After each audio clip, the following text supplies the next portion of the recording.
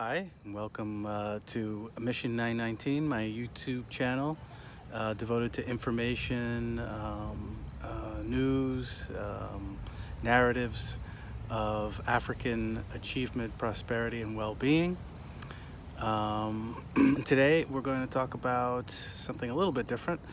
October 1st, yesterday, was the 70th anniversary of the founding of the People's Republic of China. It was a cause for much celebration, a military parade, fireworks, I think a week-long holiday, etc., etc. The founding of the People's Republic of China is important not only for the Chinese, obviously, and for people in Asia, but for the whole world. China has the largest population, probably the longest continuous civilization, oldest, well, one of the oldest countries. And the Chinese Revolution, the People's Republic of China, has transformed China beyond all recognition.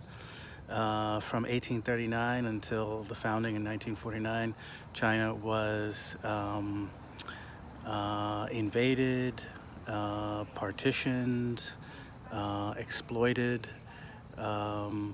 compelled to consume vast amounts of opium by the British, had to fight 2 wars because of that,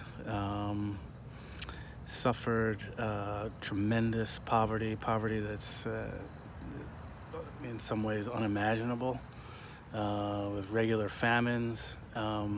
Langston Hughes, the writer, wrote a memoir called I Wonder as I Wander, and in that book he traveled to Shanghai and other parts of China, and he noted how the Chinese were basically segregated in their own country.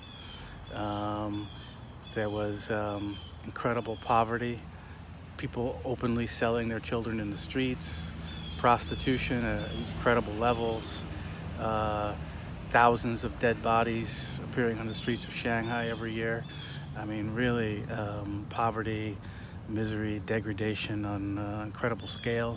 The Chinese people had to fight a vicious war with Japan, probably in many ways just as horrible as what the Nazis did to the Soviet Union. And so that was sort of that's the background or the basis upon which the People's Republic of China was founded. I mean, it's a complicated story, but in any event, after 1949, sovereignty was restored to China, without which nothing else is really possible. Famines were ended, not immediately, of course, but famine is a thing of the past in China. Foot binding for women, a thing of the past. Widespread ignorance is a thing of the past. 700 to 800 million people lifted out of poverty. So these are tremendous changes, accomplishments, and things that garner recognition and, in some circles, admiration around the world, and especially other countries who suffered colonialism and deep underdevelopment tend to look to China as a potential model for how to escape those things and those legacies themselves. Now, with respect to the United States, the United States is an interesting country because it's both a nation state and an empire, and the borders of the nation and the borders of the empire are not the same. And this is something that really doesn't get talked about very much, but it's an important point. So in the Mexican War, 1846 to 1848, the United States acquired vast territory from Texas to California and everything in between. And now those are the states of Arizona, New Mexico, Texas, California, Nevada, et cetera, et cetera. So that made the United States a continental land power. But it also, especially with California, made the United States a Pacific Rim country. And the United States in the subsequent decades became a sea power. and crossed the Pacific. The Hawaiian Islands became U.S. territory and then eventually a state. And then the Philippines became a colony. So the United States became a sea-based power in Asia. And after World War II, there was the Civil War in Korea. The United States intervened, and a very brutal war was fought there that ended in a stalemate. And so North Korea and South Korea, Korea was partitioned into North and South. Now, the United States has troops in South Korea, and so the border between South Korea and North Korea, it's often called a demilitarized zone, is in some ways, I would say in very real ways, actually also at the same time a border between the United States and China. Because if there ever were a war to break out on the Korean Peninsula, there's no question in my mind that China would send troops into North Korea, as they did in 1950 or 51, to prevent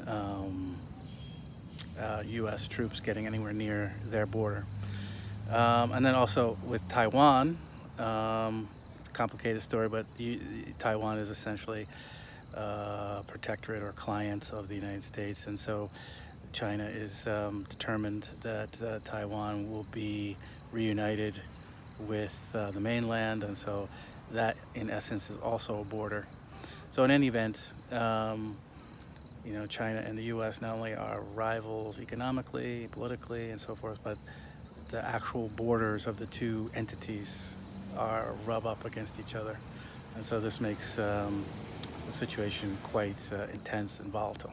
Now, the other thing about China is that its Belt and Road Initiative, in which China is building infrastructure, railways, highways, stadiums, all kinds of infrastructure projects. Also, China is involved in oil importing oil from various countries in Africa and so forth. Now, a lot of people, opinions vary about whether this relationship or these relationships are good for Africa, whether China is taking advantage of Africa, indebting it, and so forth. I think that one cannot answer this question yes or no definitively, that one needs to maintain a sort of militant neutrality and view each project separately, individually, and to assess whether or not it is a project that is in the interest of any particular African country or is not in the interest of. And so, certainly China will not be the savior of Africa. China is not going to develop Africa, but neither is it certain that China is out to, colonize and dominate and so on and so forth. Both these extremes, I think, are probably almost certainly not true. The answer, the reality is somewhere in the middle, and what Africa does and what Africa says will in the end be determinative of which sort of side of the spectrum predominates. So that's all I really wanted to say today. In the name of the ancestors, in the name of the unborn, who are the same. Ashe, ashe, ashe. Please like, share, and subscribe, and we'll see you soon.